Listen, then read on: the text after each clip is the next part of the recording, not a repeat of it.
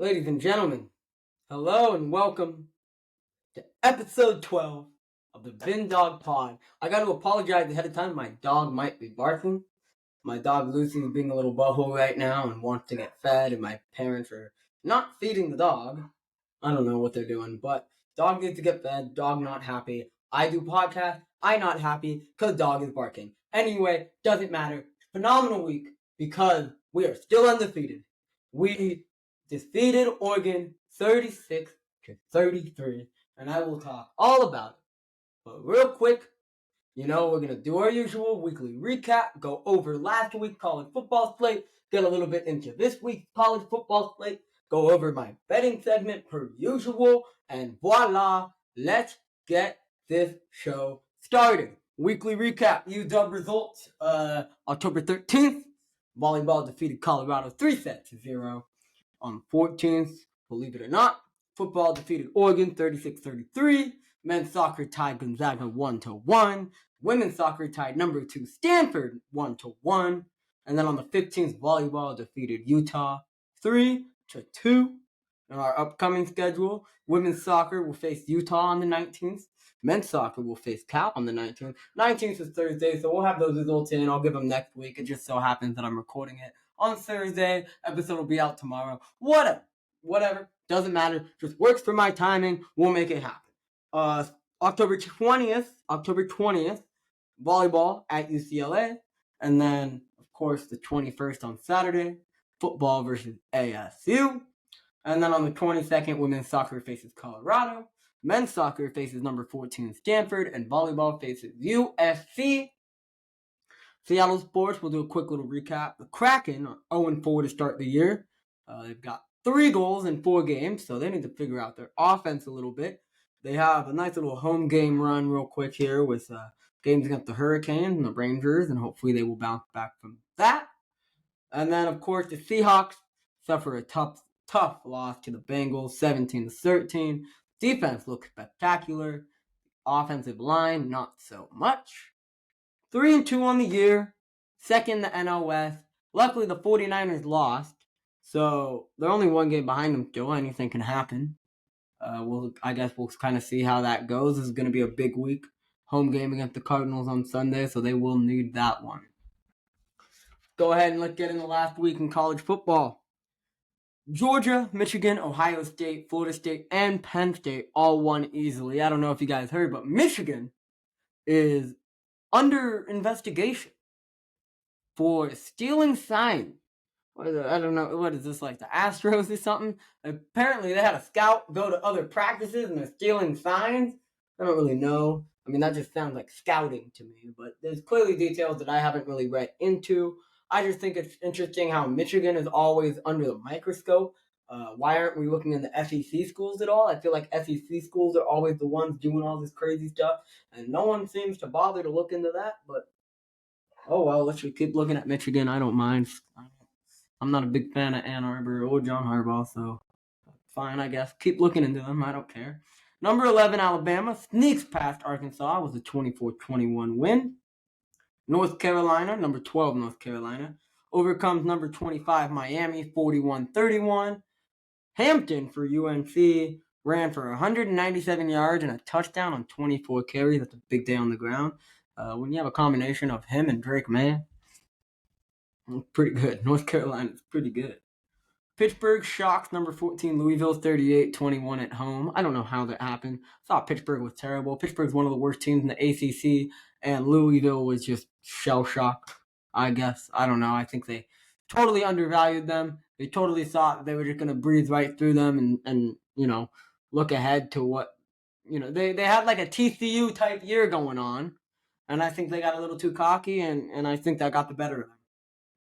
Number 19, Tennessee defeat Texas A&M 20-13.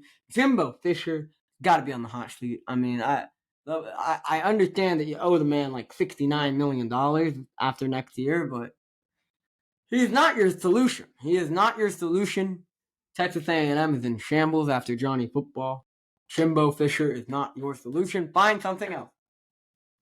Oklahoma State upset number 23 Kansas 39-32. 23 Kansas. That's interesting. Oklahoma State's kind of cooking this year. They've got a lot of wins that I did not see coming. I didn't think Oklahoma State was going to be very good, and they're proving me wrong. They're proving me wrong here. And then Missouri upsets number 24 Kentucky 38-21. Missouri all of a sudden is a good team. I've overlooked them too. I thought they weren't going to be very good, and they look pretty damn solid. I'm looking at my fish. My fish in my fish tank doesn't seem to be moving a lot, so I'm gonna have to make sure he's alive after this episode. I might have to feed him a couple fish flakes or something. I don't know. I'm a little nervous for the little guy. Oh, nope, he moved. He's good. Fish is alive. No need to worry about that. Pac-12 game. Number 10 USC got crushed by number 21 Notre Dame, 48-20. Caleb Williams went from being plus 450 to winning the Heisman to plus 3,500 after he threw 3 interceptions and had a terrible game. Very unfortunate for you, Caleb Williams. Notre Dame defense just kind of dominated. They had 5 turnovers, and USC lost in all aspects of the game. Somehow, some way, their defense was not the worst part of the team. Defense on a standard drive I saw, which means if the opponent starts from the 35 or more, only held USC only gave up 13 points to Notre Dame. USC's defense did. So their defense did what they had to do. Their offense did not. So a lot of problem for USC. I think Lincoln Riley needs to own up to it. He keeps saying that, oh, we're fine. The media doesn't know what they're talking about. You're not fine, dude. You got some problem. Your defense stinks, and they just had their best game, and you still got skunked on.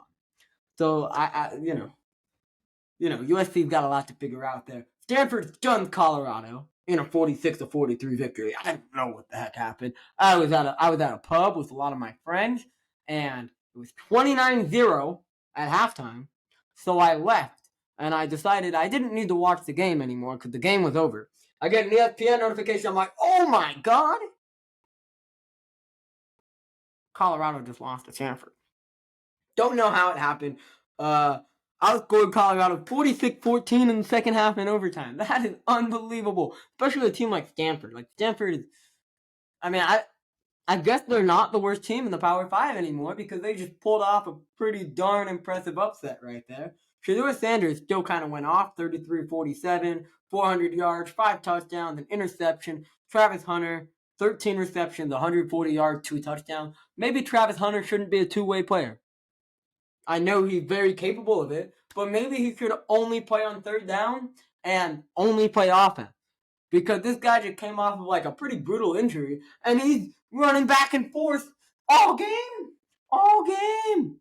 It doesn't even make sense to me because it's like, why not just put him in on third down, right? Why not design a package where he comes in on your crucial defensive down, and that way he's not dying out there on the field. Like, this guy needs a breather at some point. Maybe he doesn't. What do I know? I'm not a coach. I'm not Coach Prime.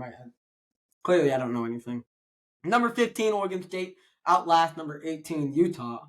Or UCLA, my apologies. Number 18, UCLA, 36-34. Dante Moore had 3 interceptions. Rough outing for Dante Moore. But that Oregon State defense is starting to show that it is no joke. Their secondary may have been exposed by Wazoo, but they're really coming together right now. Held UCLA to under 200 yards passing. Gave up 287 yards on the ground. But I feel like that was a little bit uncharacteristic and maybe a one-time thing because Oregon State run defense is pretty solid. So, we'll see. And either way, 12-point win, big time for Oregon State. Number 16, Utah, handles Cal 34-14. Vaki, I didn't realize that Vaki played starting strong safety and starting running back for Utah. This guy had 15 carries for 158 yards and 2 touchdowns while playing starting safety. We got another Travis Hunter in the Pac-12. Maybe not the talent of Travis Hunter, but he's pretty damn good if you look at these stats. So, what do I know? But pretty impressive. Utah looks very dangerous, even without their starting quarterback. Arizona curb stomps number 19 Washington State 44-6 in Pullman. Arizona outgained Wazoo 516-234 and forced 3 turnover on downs and 3 turnovers. Wazoo scored in the first 5 minutes of the game and then just forgot how to play football. I don't really know what happened. I don't know how it happened, but it happened. So, very impressive from Arizona. I think Arizona's starting to show that they're a respectful team, and it makes our win against Arizona a lot better. People are like, oh, UW only beat Arizona by 7. Well, they only lost to USC by 2, and now they just clobbered Washington State. So let's put some respect on Arizona's name. Also, Wazoo can't run the ball. They have 47 rushing yards in 2 weeks. That is the worst thing I've ever heard. You want to make fun of UW run game all you want. Look at Washington State. Holy cow. And then, of course, what I've been dying to talk about for a week now, Washington wins the potential game of the year against Oregon 36-33. It was the honor of a lifetime to be able to watch this game with my good buddy Cameron Austin. It was one of the best days ever. In line for college game day at 3 in the morning, and it's pitch black outside. And we are in line for about an hour. And at 4:30, they start playing frat music. They got frat music going all around Red Square, and everyone's singing and everyone's dancing, and it's just such a beautiful environment. And shout out to UW for packing the place. I mean, it was filled like square inch to square inch, brim to brim. It was the most surreal thing I've ever seen. And then kudos to the college game day guys because it's pitch black outside and they're just going. They're like for an hour and a half it was pitch black and they just knew what to say. They were entertaining the crowd. It was amazing. It was such a surreal moment. And I'm not gonna lie, I was pretty nervous when every analyst up there took Washington to win. I was like, uh-oh, that's bad voodoo. That is bad voodoo. I thought something bad was going to happen at that point. And it was looking like it. I've never been on the emotional roller coaster at a football game the way I was there. I've been upset at a football game where we've lost. I've been very happy at a football game where we ended up winning. But I've never gone to a point where I was like, oh, we're going to win this game to, oh my gosh, we just lost this game. To, oh my gosh, we just made a stop. To, oh my gosh, we just scored a touchdown. To, oh my gosh, they missed a field goal. We won the game. And I sprinted on that field, and it was just amazing. I really wish I was a student, but the fact that I was a student last year and I still got to experience that whole thing with my friends and everything, it was surreal. It was surreal. No matter what happens this year, I will always forever have that moment. That was unbelievable. And I mean, let's just dive into the game a little bit. Dan Lanning went 0 for 3 on 4th down conversion. At the end of the game, I understand. It's 4th and 3. If you get that first down, you win the game. The game is over.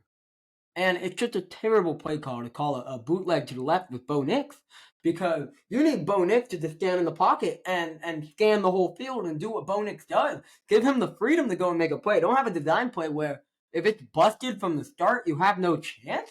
That's ridiculous. At least have Bo Nix in the pocket so that if everything breaks off and you don't have anything, he can improvise and he can maybe run for a first down or check it down somewhere or just lob it deep and pray for a penalty. It was just terrible. It was just terrible execution. And then the first 2 4th downs, the one right before the half, you have to kick that field goal. I understand where you're at. I understand let's get this touchdown right now. You gotta kick that field goal because if you kick the field goal, you have all the momentum going into the half. They don't kick the field goal. Oregon gets the ball at the end of the half, doesn't score. UW scores. All of a sudden, it's an 11-point game, which takes us back to the second 4th down that they messed up. Kick the field goal. Make it a 1-possession game. It's an 11-point lead for Washington. Oregon goes forward on 4th and 3. Does their stupid rollout to the left, throws it to the left, incomplete pass. And they did a rollout to the right on 4th down. They got to stop doing bootleg rollouts on 4th down. Do it every other play. But not on 4th down. Let Bo Nix cook on 4th down. Come on, this guy is way too talented to just give him a blown-up play from the get-go. That first stop from UW defense on 4th and 3 at the beginning of the half, that set the tone for every 3rd and short and 4th and short for the rest of the game. Because UW knew that they could stop it. You know, if Oregon got that first 4th down, there's a good chance they get every 4th down from there on out because all of a sudden you have a mindset of Oregon knows they can get it, and UW is like, maybe we can't stop it, right? UW makes that stop before the half, and in their head, they're like, we haven't given up a fourth down conversion to Oregon in 2 years. So we're not going to start now. And then they make those next 2 stops, and now you see where you're at. Michael Penix Jr., as long as he just plays consistently the rest of the year, Michael Penix Jr. won the Heisman on Saturday. 22 for 37, 302 yards, 4 touchdowns, brutal interception on a miscommunication, but an interception nonetheless. And Rome Odunze, holy cow! 8 receptions, 128 yards, and 2 touchdowns from Rome. Jalen Polk, 6 receptions, 118 yards, and a touchdown. Giles Jackson, who came out of nowhere and stepped up when Jalen McMillan got injured. Stepped up, 6 receptions, 58 yards, touchdown. Giles Jackson is the man. We have Giles Jackson and Jeremy Bernard just sneakily popping out of nowhere, and I bet any team would utilize each of them as a number 1 or number 2 receiver. I mean, these guys are insane. The route running, the speed, the hand. Wow. I mean, it helped Penix's Heisman case when he has all these weapons that he can just throw to. Not to mention, Dylan Johnson, 20 carries, 100 yards, and a touchdown. He is the man. He's the man. He stepped up when we needed him to. God bless Dylan Johnson. I don't know if anyone saw, but Penix did a freestyle. He freestyled on the sideline right before he went out and had a Heisman moment. He's freestyling on the sideline. He goes out, 30-yard pass to Jalen Polk, 19, 20-yard pass to Romo Odunze for the touchdown. Heisman moment. UW goes and wins the game. Despite injuries, UW just proved that they can compete with the big boys, and a fully healthy roster can beat any team. You just gritted out a win against Oregon, and Oregon lost and they're still top 10. That's how highly respected Oregon is. Gritted out a win right there against Oregon without Jalen McMillan, who is a top 5 receiver in college football. It helps to have a top 5 receiver in college football playing. We did not have him. When he is back and he is healthy and he is performing at a high level, I mean, the team's unstoppable. So, we are lucky. We are witnessing greatness, and I get to do a podcast on the greatness. I'm pretty happy. Let's go ahead and let's preview Week 8. We got some good matchups for Week 8.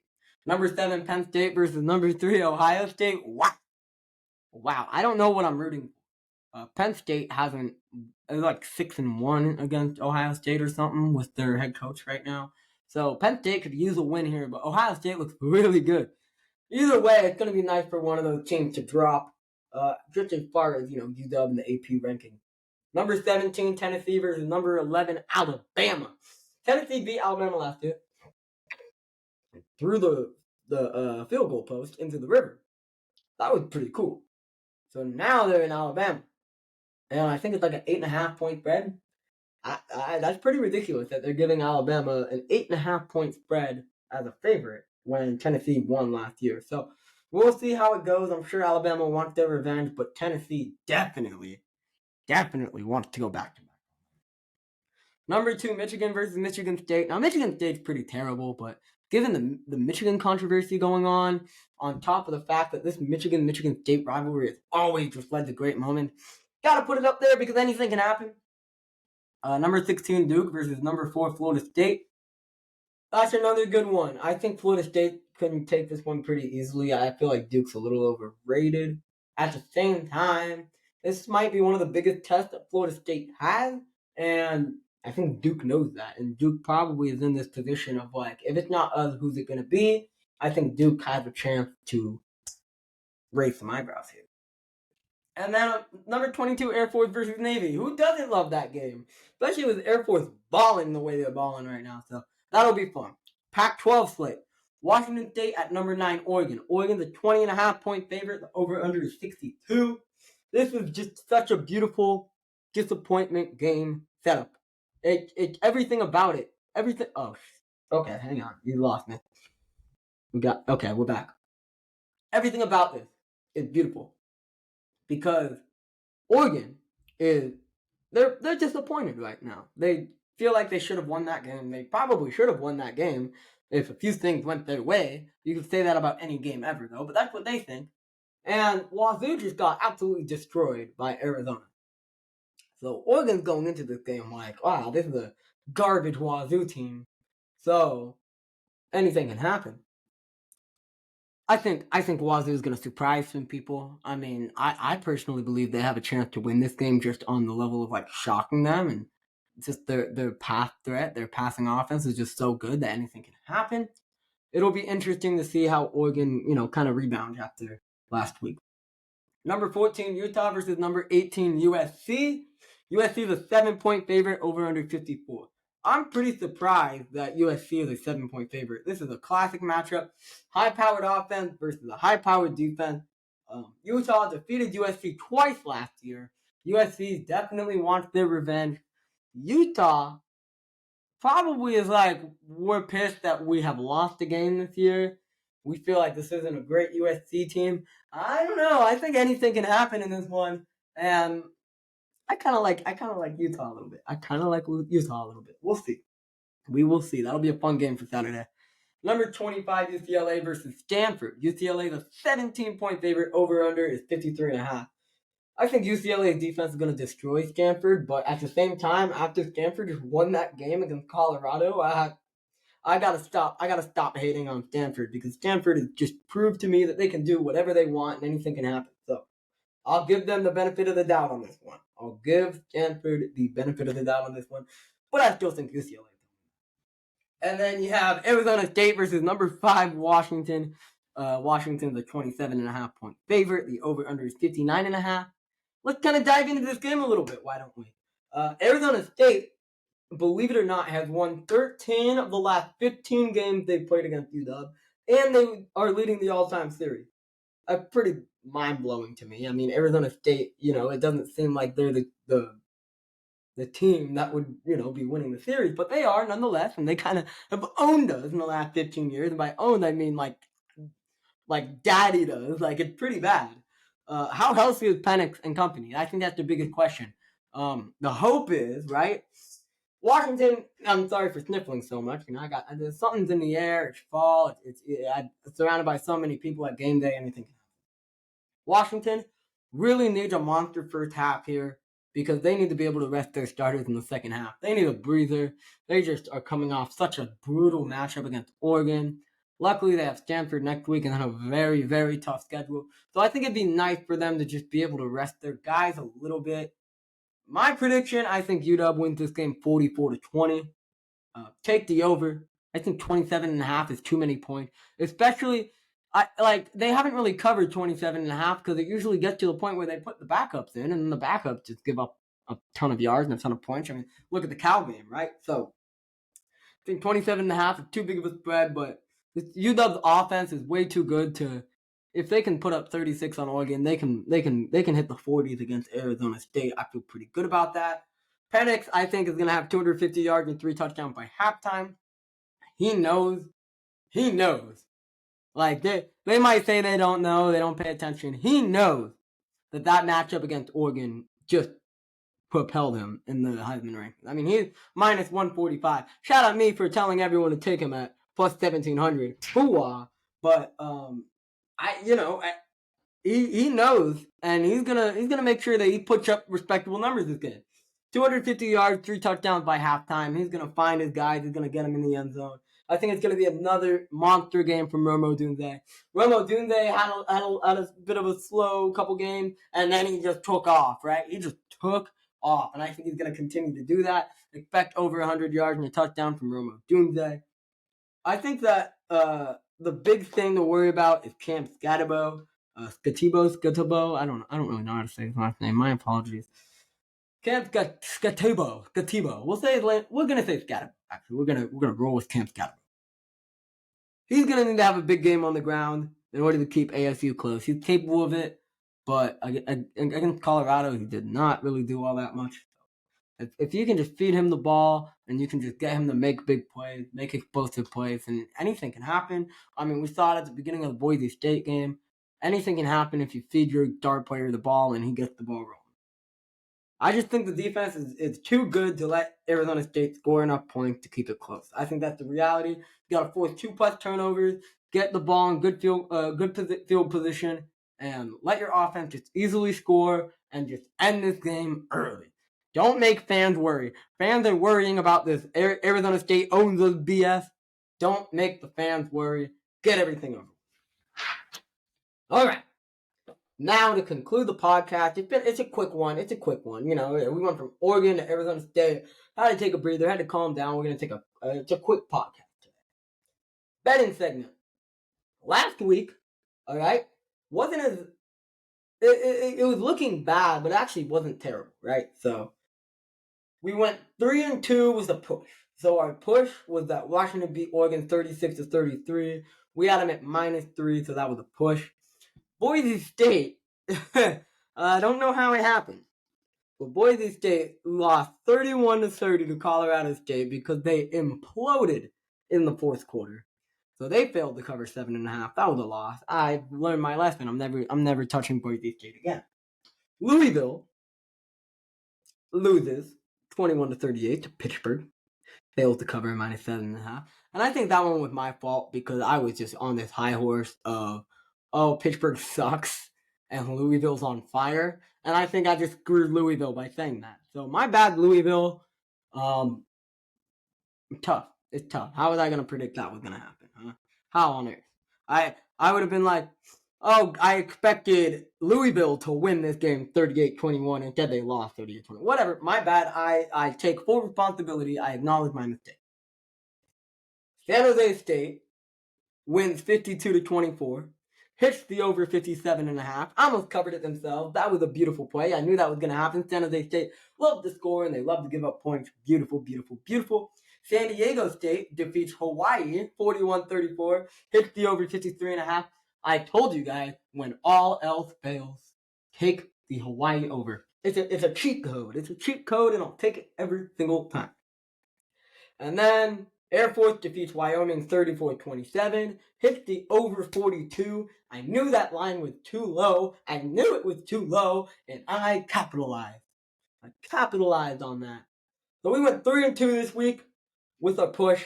So we are up to 24-19 overall, which is pretty good. That's better than a lot of betting personalities out there. So suck on that, and we're gonna keep it rolling this week. Game number 1. Penn State versus Ohio State over 45.5. There's no way that this game is going to be low scoring. There's no way this game ends 24-20 and hits the under. We're gonna see Ohio State put up 31, and we're gonna see Penn State keep this thing close. They're either gonna score 21, they're either gonna score 27. I just see Ohio State getting in the 30s, and I see Penn State putting a fight on there. Even if it's 27 or 24, even if it's 27-20, it hits the over. I just think these two are too competitive. The offenses are too good. I don't care about how good the defenses are. We're taking the over 45.5 in Penn State versus Ohio State. Game number 2.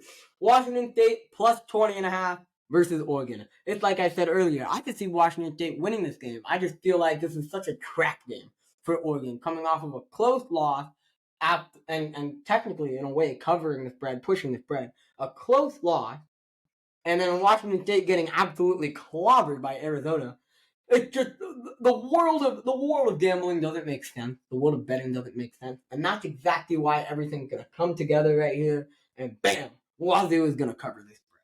Also, Wazoo's offense is just too good. I think they're just gonna stay in the game. Tennessee plus 9.5 versus Alabama. It's like I said. This is too many points. Too many points against a team that won last year. And Alabama is playing close with everyone. Alabama won 24-21 last week against Arkansas.